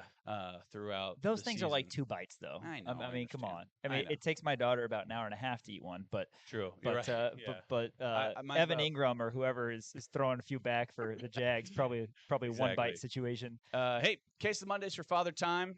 This is a sad one. John Wall has officially retired. Oh my God, from the NBA. Yeah, Paul George is the only one still kicking. So yes, that's where I got the name Paul George. Yeah. Paul George is the only player from the 2010 NBA draft that is still in the NBA. My main takeaway is, number one, I'm getting very old because I remember doing the John Wall. Do the John Wall. That was a great music video, great song, fantastic, and it's very sad to see John Wall be retired, but it just goes to show how impressive LeBron James actually is. It does. Because it does, and that's not that's people aren't going to like you for saying that. No, absolutely. I don't care. Paul George being the only player in the 2010 NBA draft still around, and people are looking at Paul George podcast P, thinking that he's washed up. Meanwhile, LeBron James was drafted in 2003. Yes. And he's still going out there putting up 25 points a game. It's unbelievable. James Wade, Bosch, Melo, Heinrich, Collison. Where's it end? That's Drew crazy. Gooden in that draft? No, he's 2002. He was the year before. 02. Yep. That's right. I do really quick before you get to your next one. Before Broncos fans come at me, Evan Ingram is now a Denver Bronco. Okay. I said the Jaguar thing. Once a Jag, always a Jag. But anyway, he's still in the league. He's going to be a fringe fantasy tight end, I think. Darren Waller, by the way, he's back in the league, isn't he? After his rap career didn't exactly Kelsey Plum great.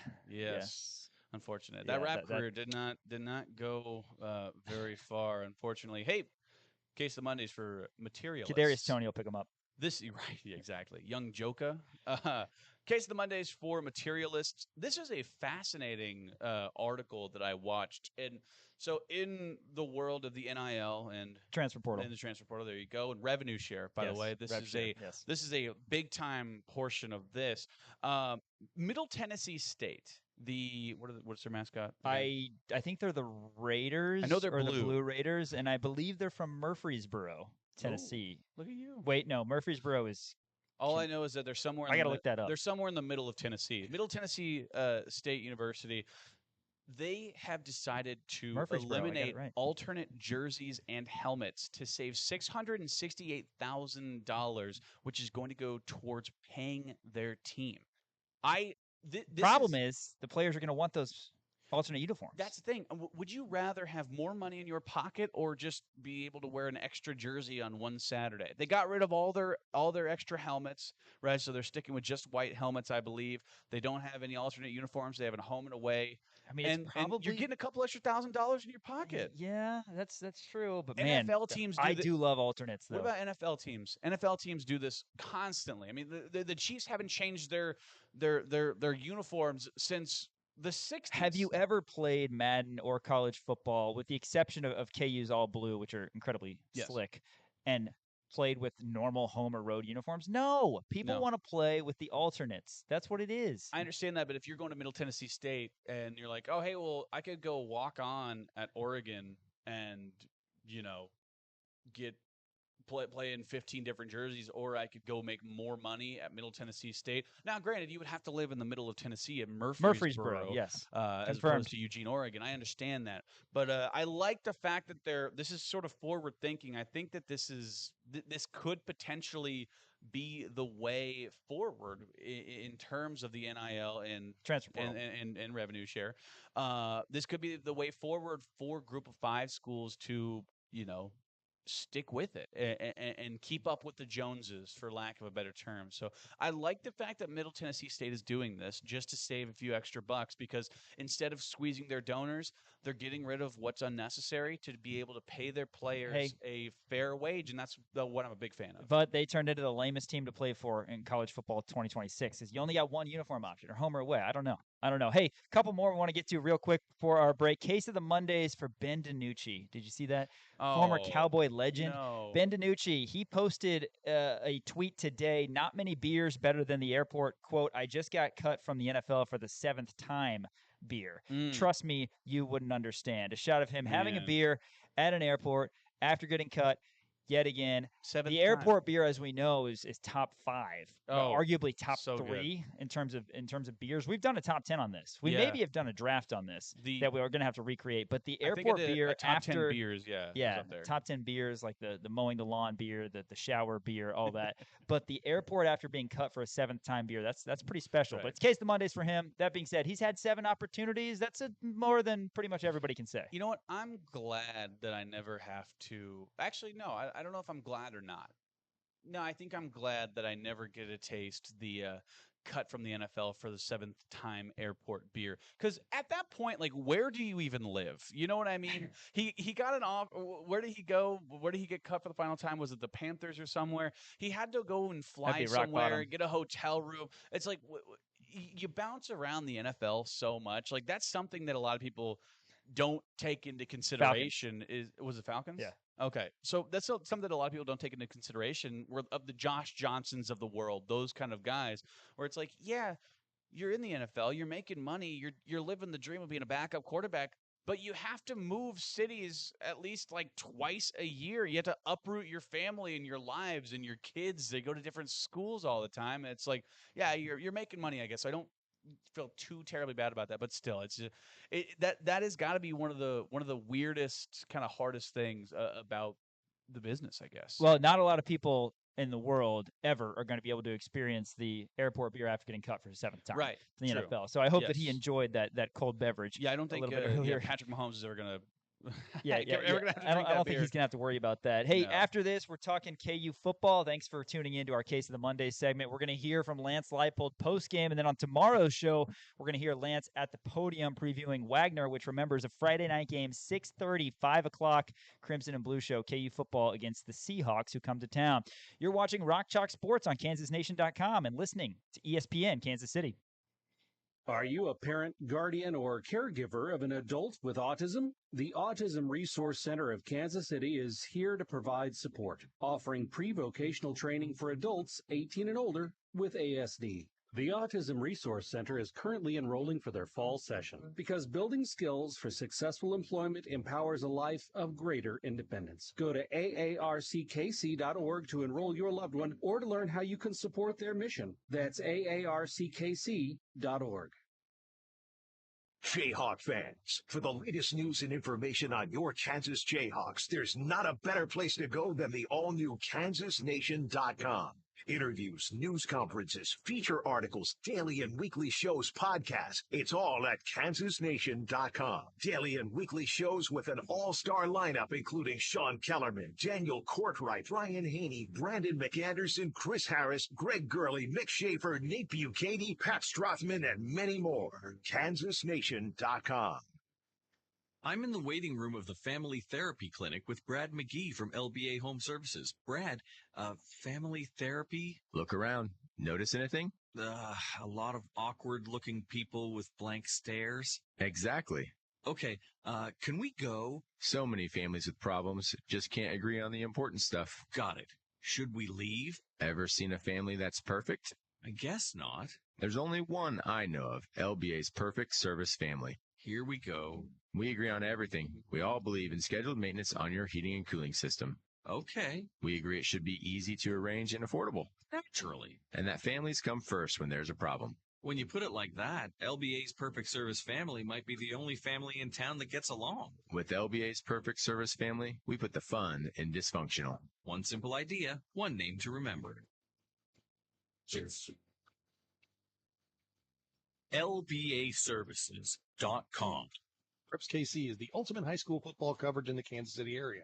The best articles, podcasts, live scores, stats, video highlights. Log on to PrepsKC.com or the Preps KC app.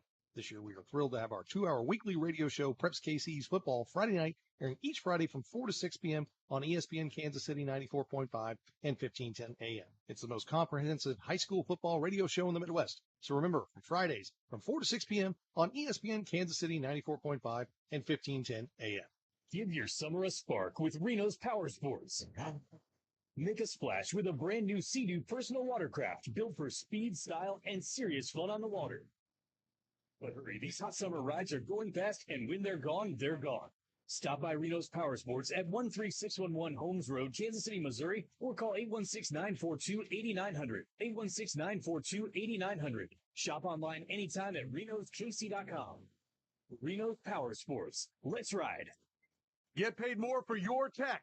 Paymore offers cash on the spot for a wide range of devices, including phones, tablets, laptops, video games, cameras, drones, and much more. Paymore accepts new, used, and broken devices, and Paymore offers on-the-spot data wiping. Keep your sensitive information secure. Paymore now has 3 locations, 135th in Antioch, 1415 Douglas and Lee Summit, and on the corner of Westport Road and Southwest Traffic Way. Paymore, the smart place to sell electronics. Don't miss the Garmin Kansas City Marathon on Saturday, October 18th. This is Kansas City's largest and most exciting race, and it features a course that runs past KC's favorite local landmarks and finishes in front of the Nelson Atkins Museum of Art. The Garmin KC Marathon has distance options for all fitness levels with a 5K, 10K, half marathon, and full marathon. And you won't want to miss the Finish Line Festival presented by T-Mobile with free barbecue, free beer, and live music after the race. It's the Garmin Kansas City Marathon on Saturday, October 18th. Register today at kcmarathon.org. Welcome back to KansasNation.com. KU volleyball just about set for first serve, number 14 against number 2 as KU battles the defending national champion Penn State up in Sioux Falls. Matt Ulmer's squad 1-0 after a 5-set victory over Vanderbilt a couple days ago. And a lot of new faces. It's probably going to take a little bit for some chemistry, but the schedule is going to be difficult no matter what. So we'll see what the non-conference looks like. But we're going to update you before we sign off today on Rock Chalk Sports about KU volleyball against the Nittany Lions. Make sure that you're tuned in or tracking that on Twitter. You can also track stats online. We'll be talking about it, of course, on tomorrow's show. We got a KU women's golf update. But, Dan, one thing I know you wanted to get in our Case of the Monday segment is something very near and dear to your heart. Yes. One of your favorite breakfast spots of all time, Cracker Barrel. Why were they featured on our Case of the Monday segment? They changed their logo. People are very upset about it. They got rid of the guy leaning up against the barrel. They changed the font and everything. I don't find it to be that big of a deal, but people were going crazy about it. Also, they did. Here's the thing that I am upset about. They changed the inside. The inside had kind of darker paint and it was cozy. And it was like banjos it was everywhere. like the grandma's kitchen living room. And now it's like blindingly white stuff on every wall. Hate it. I absolutely hate it. Did they give any reasoning? No. Oh. Just wanted to shake things get closer. up. You know what? Yeah, that's the thing. That's tough. Whenever you don't mess with the classics, right? When you talk about the Coca-Cola, right? The Coca-Cola font, the circus font for Kansas. I mean, Henry Greenstein doesn't believe us when he says that people in the Midwest are crazy about fonts. We are, and I am. So it's a really big deal to me. But as you said, KU women's golf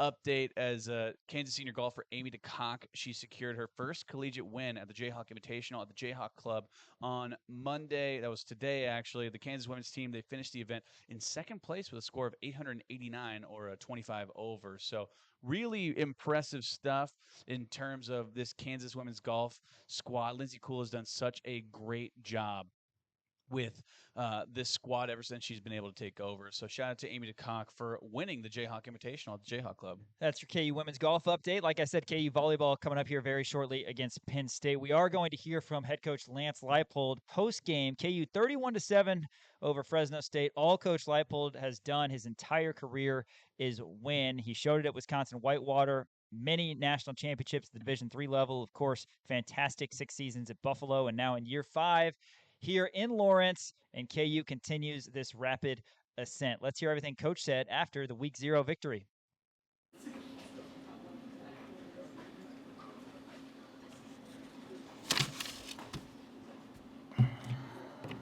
one's colder. All right, guys, we got Coach Leipold. We got mics on both sides. If you have a question, please raise your hand and we'll give you a mic. Start here with Henry. You know, let's go first. You had talked this week about wanting guys to treat this like any other game, and it certainly seemed like they were able to do so, but how do you think they were able to stay centered with everything that was going on? You know, again, we talked at the hotel and things like that. Again, for us, it was our responsibility to hold our end up on a special night like this and play well. And, you know, they were ready. You know, they were, you know, everything at the hotel was, you could tell they came down this morning, and when we do some walkthroughs and meetings, they're very locked in. Matt Gildersleeve does some things with them. He made comments about he could see a difference with this group. So it was exciting, and, you know, great atmosphere.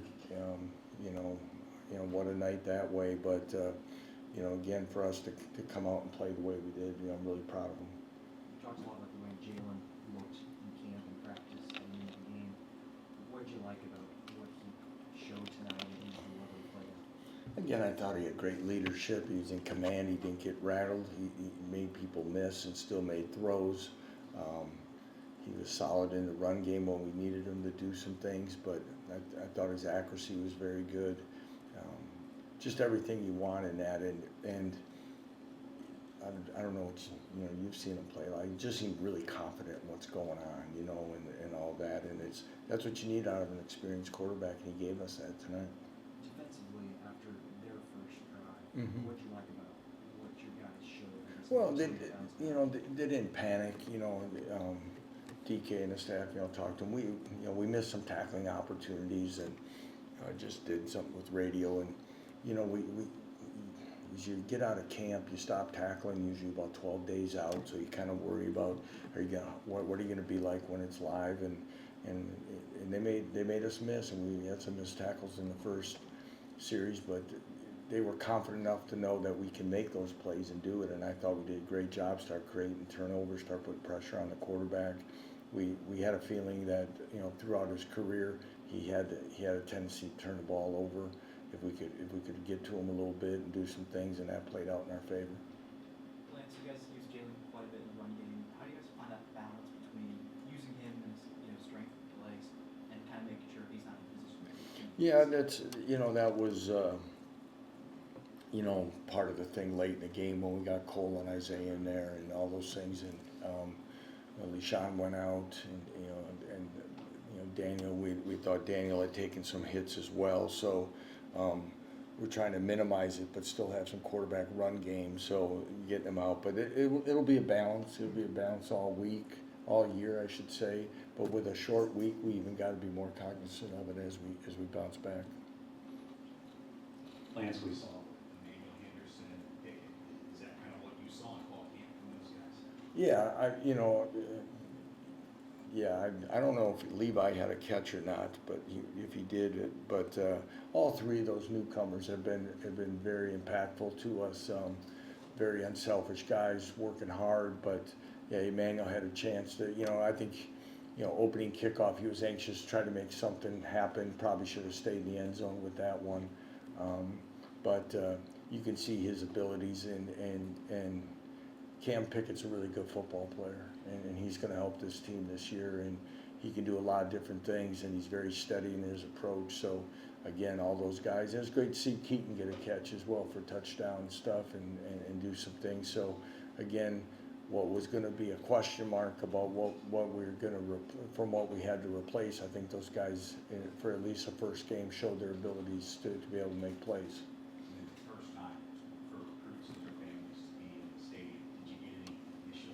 Yeah, you know, they were all excited. I was just down there now, and still, you know, we had a great group between guys who were committed and also 27 recruits. In fact, I apologize for keeping you all waiting because I still didn't quite get to everyone, so I just made a general thank you announcement on the way out because of time. But yeah, it was great to have them. People are excited. Again, it's a tribute to our administration for making this happen, that we have such a venue now that allows us to recruit to that. And you know, hopefully we play at a level that people stay excited and want to you know, play here. There was a video that was put out in camp, your social media team, about you talking to Lathe out there on the field about the wind patterns when he's kicking and stuff like that. I wonder, how much of that stuff did you have to prepare for and adjust to, and how good of a command did you feel like you had on all of that new stuff with this new venue? Yeah, it's probably not as much as what it will be in the coming weeks and months. You know, right now it wasn't a lot out there today, and you could see that by his touchbacks and things both directions, but there's a little bit right now that'll go one direction as you could maybe imagine, but we'll continue to monitor that as we go and things like that. So, but you know, plus I also want to make sure that they have input on certain things, like you know, if we can on directions and things like that. Sometimes you got to play for the fourth quarter versus the third and things like that. But again, you know, he has shown that he's going to help us. And I wonder, did you have a moment? I know you're locked in out there and focused, but did you have any moments where you looked around and thought, "Wow"? You know, I tried to look before kickoff. You know, and it was so impressive. Probably the earliest I've seen a student section, you know, fill up at a time, and then as we, you know, it's. We came down the tunnel and stuff, you know, coming out of a real tunnel kind of felt like a real Power 4 football team, you know. So it's, you know, part of that, and to see the crowd and to see how full it was, I did kind of look up, and even during warm-ups, I thought that there's a lot of people that were in seats maybe earlier than what maybe in the past. So hopefully, you know, I'm sure there's things on the outside there, just like us. There's some kinks to work through, but I think it's a pretty good place, pretty cool place to watch a college football game. Coach, I know today was memorable in so many ways. What are the thoughts of the players after today, and how is today's win going to help set the rest of the team up for success in the future? Well, you know, it's important that we get off to a good start. You know, it's important that we play well at home. It's important that we give our fans something to be excited about and come back again to watch. Last year we didn't do that, and it was tough for people probably to come back and stay come back. So all that's important. You know, with a lot of the other things on the outside with the stadium, they've known that, they've seen it, but one thing I do want to commend them is they stayed pretty focused and locked in on what their responsibility was. So it's good, and hopefully something that we'll continue to build on, like I said. And what do you have to say to all the students that came out today and packed the booth? Oh, I really, you know, I can't thank them enough for their energy and the time for them to come as early as they did. You know, the stripes and everything in the stands was great for us to do all those things. And I've said it when I talked to the newcomers on campus, to the freshman class, the newcomers, is that our student body and our fan base is what's going to be the key to make this stadium special. Okay, it's a top-of-the-line stadium. It's really nice, but if nobody's in it, it really doesn't matter. And if we're not there to create that advantage, you know, we need them, and hopefully they'll keep showing up. So. There's a lot of rotational pieces in the offensive line from today. Amir and Enrique started, and then we saw Corsica. Just what did you like out of the offensive line group? Yeah. Do you think those answers are going to be? You know, we'll have to look at it. Obviously, I thought we had too many penalties up front, you know, today, and that's something I know Daryl's not happy with, that will get cleaned up. But rotationally keeping guys fresh, and we'll grade the film like always, and take a look at where it's at and make adjustments as needed. But we got some guys some playing time, and Amir Herring got to play his most football in his college career, and that's exciting. And Calvin, I thought it's been extremely steady at the left spot. Kobe and Enrique on the right side, and of course Bryce in the middle. They're doing a good job. I thought we had good protection, and overall, so again, it'll continue. We want competition. We were able to get a couple other guys in later, Jack Tanner, Tyler Mercer, so it was good.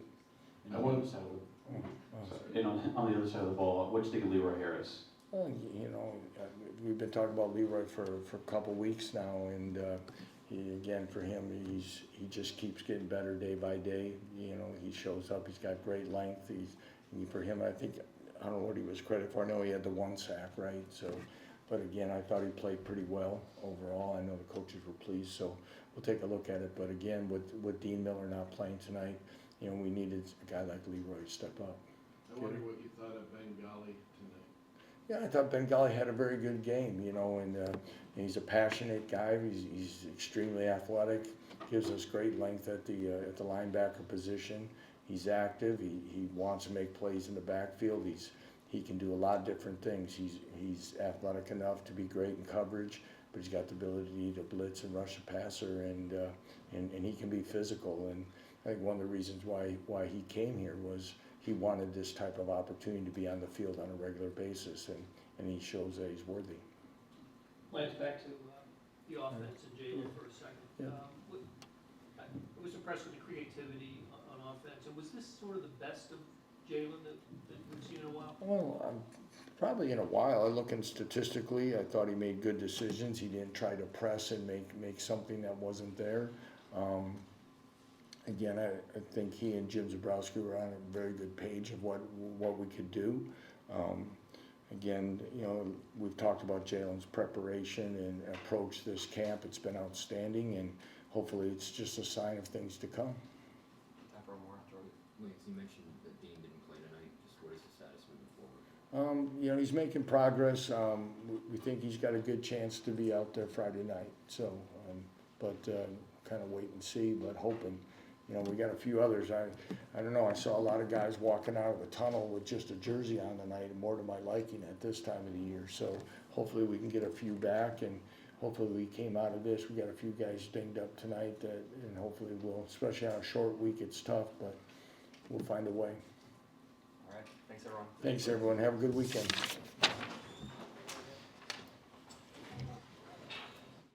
That's head coach Lance Leipold at the podium post-game. We heard from him today as well. We'll play that on tomorrow's show here on KansasNation.com and ESPN Kansas City. But always nice to hear from the coach, kind of raw emotion. It was a great night, of course, to be a Jayhawk. The stadium was, I think, amazingly something that exceeded expectations. Yes. And obviously it's not done yet. Phase 2 will happen. Travis Goff saying that the plan is to demolish the east side of the stadium following the season, have a little bit of construction in 2026, and then have it ready to go for real in 2027. But just so happy to be back here having game day in Lawrence. We could see it. Dan, you and I were out and saw Jayhawk fans abuzz following the victory. So that was a blast. But any major takeaways for you from Coach Leipold's post-game interview? Yeah, I mean, I just thought his attitude was really good. He was really high on Bengali Kamara as well as Leroy Harris. Thought Jalon played a perfect game.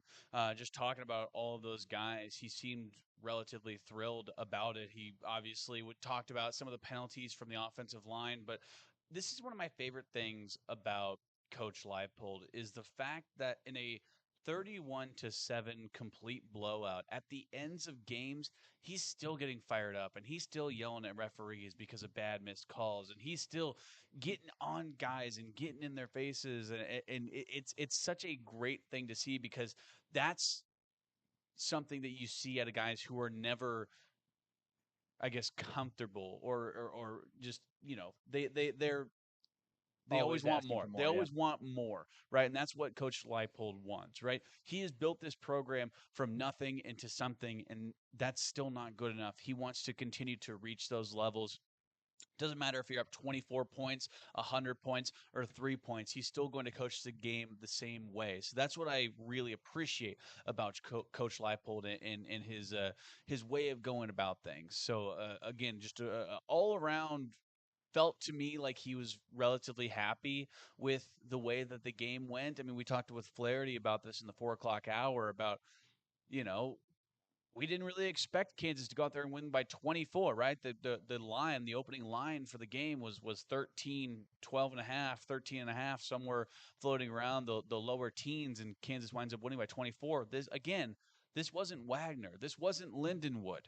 This is Fresno State, a program that is a very good and historic program who's in the Mountain West, who is nothing to scoff at. And Kansas essentially was the better team in 100% of that game yesterday. So power to Coach Leipold in not taking week one lightly and not letting the overwhelmingness, because I would imagine being a head coach of a football program that you completely rebuilt alongside your staff and in a brand new stadium with a sold out crowd the first time, I can imagine that can be pretty overwhelming, and Coach Leipold handled it with grace. You mentioned his passion on the sideline. Absolutely. It doesn't matter what the score is. He's going to be making sure that every play, his guys are treated fairly. And that was most notable, I would say, when Deuce Highshaw got his helmet ripped off. We were talking to Deuce today, and he hadn't seen the replay yet. So Matt Tate, friend of the show, who we're going to have on the show tomorrow, showed him a picture, and Highshaw couldn't believe it. And yeah, we have the new video board at the new booth that's 3 times the size of the old one, and there was no flag called. Highshaw did say an official went up to him later and said, "Hey, I missed that." I mean, you could see. He literally had his helmet ripped off, and there was no face mask called. That was on a 4th down play, by the way. It didn't end up mattering, but it ended up being a turnover on downs for KU. And yeah, Coach is always going to protect his players, so appreciate that. We are going to hear, like I said, tomorrow from Coach Leipold. He spoke today to the media. Quick update: KU volleyball against Penn State. They lead it in set 1 due to the Jayhawks 9-7 over the number 2 nationally ranked and defending champs Nittany Lions. We'll continue to update you on that.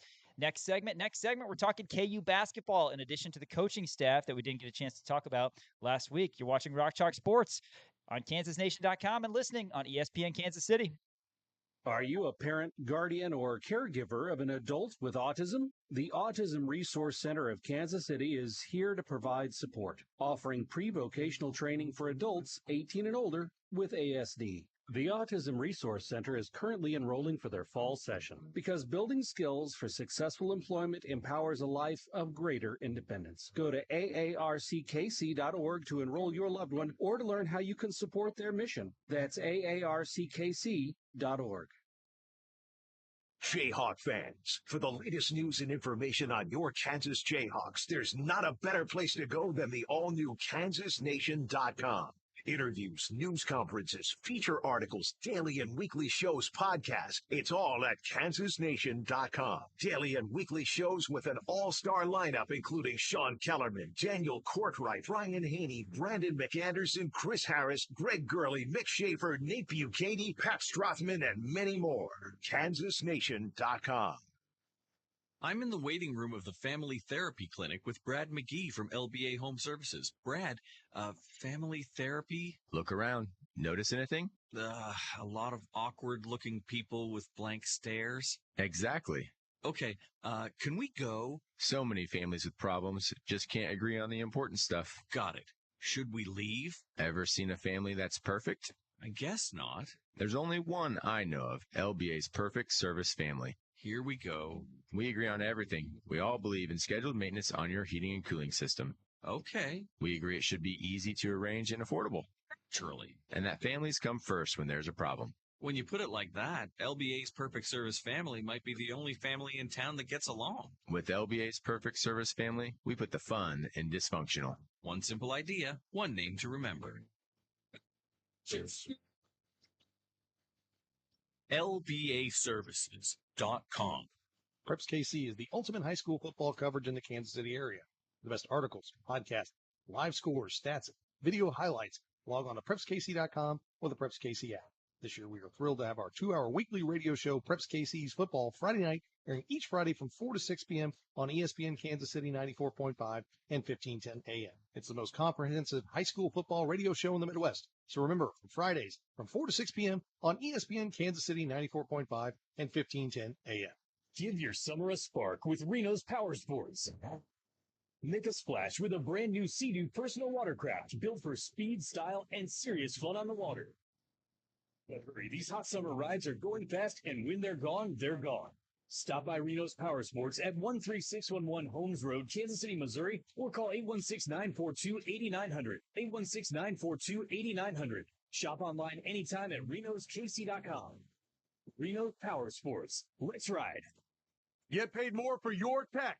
Paymore offers cash on the spot for a wide range of devices, including phones, tablets, laptops, video games, cameras, drones, and much more. Paymore accepts new, used, and broken devices, and Paymore offers on-the-spot data wiping. Keep your sensitive information secure. Paymore now has 3 locations, 135th in Antioch, 1415 Douglas and Lee Summit, and on the corner of Westport Road and Southwest Traffic Way. Paymore, the smart place to sell electronics. Don't miss the Garmin Kansas City Marathon on Saturday, October 18th. This is Kansas City's largest and most exciting race, and it features a course that runs past KC's favorite local landmarks and finishes in front of the Nelson Atkins Museum of Art. The Garmin KC Marathon has distance options for all fitness levels with a 5K, 10K, half marathon, and full marathon. And you won't want to miss the Finish Line Festival presented by T-Mobile with free barbecue, free beer, and live music after the race. It's the Garmin Kansas City Marathon on Saturday, October 18th. Register today at kcmarathon.org.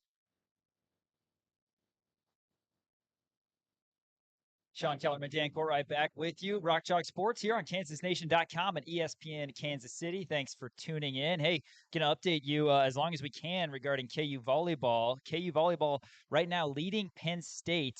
It is 13-8 in Sioux Falls. That's number 14 against number 2. Good start. Reese Patak and company off to a really, really hot start in Sioux Falls. And we'll let you know, of course, tomorrow how that one shook out. But good for Matt Ulmer. Hopefully they can get this first set. Dan, some news that came out last week that we have not been able to dive into much detail regarding KU athletics is Tony Bland joining the basketball staff. Yes, and obviously, so Chase Buford, he left to go to the Denver Nuggets while we were gone last week. So this isn't something that we've been able to talk about. Obviously, it's a little bit kind of old news, but this is something that we can talk about now. So Tony Bland has officially been hired by the University of Kansas to take over for Chase Buford's spot. Congratulations to Chase Buford, by the way, for getting that assistant coaching spot at the Denver Nuggets.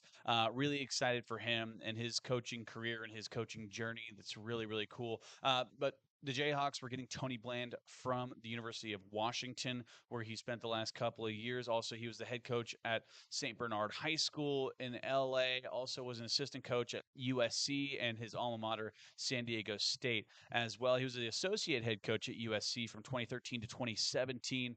They made the NCAA tournament twice in those 4 years of time. So, really exciting stuff. Tony Bland, he's got a very exciting background, and he's really good in terms of player connections and player relationships and player, I guess, fundamentals, teaching those kinds of things. So we're really excited that Tony Bland is able to be a part of this coaching squad, and it's going to be a little bit of a different look coaching squad because you're getting 2 new guys, right? Norm Roberts, who has always been a staple, as well as Chase Buford. Both of those guys are going to be gone. So you got Jacques Vaughn coming in as well as Tony Bland, and I'm really excited to see what those guys can bring to the table for this 2025-2026 Kansas basketball team. Bill Self saying, quote, Tony is a very, very talented young coach who is a proven winner. He was a very good player at Syracuse and at San Diego State, and he played a big role in the success at San Diego State and USC as an assistant coach. I believe in him wholeheartedly, and our basketball program just got better with his addition. End quote. Yeah, associate head coach at USC from 13 to 17. Obviously, they had a lot of really good, really talented players during that time. He coached DeAnthony Melton, who was selected in the NBA draft, Chimizi Mitu as well, and Jordan McLaughlin, who was an all Pac-12 selection while he was at USC. Coach Bland saying, quote, I'm beyond blessed to join the Kansas Jayhawks and work alongside Coach Self. He is one of the greatest to ever do it, and his belief in me means everything. I'm excited to learn from him and work with the entire coaching staff. Kansas has the best fans in college basketball, and I can't wait to pour my heart into this program and the Lawrence community while working hard to keep Kansas basketball at the top of the sport. End quote. Bland, like you said, one of two new additions to this Kansas men's basketball coaching group, if you will. Obviously, you have an extra coach now in the recent changes in the NCAA. But yeah, Curtis Townsend is back. Jeremy Case is back. Joe Dooley is back as well. So Coach Self has a good mix, I would say, with the addition of Jacques Vaughn and Tony Bland, of some of the younger guys and also some guys that he's been with for quite some time.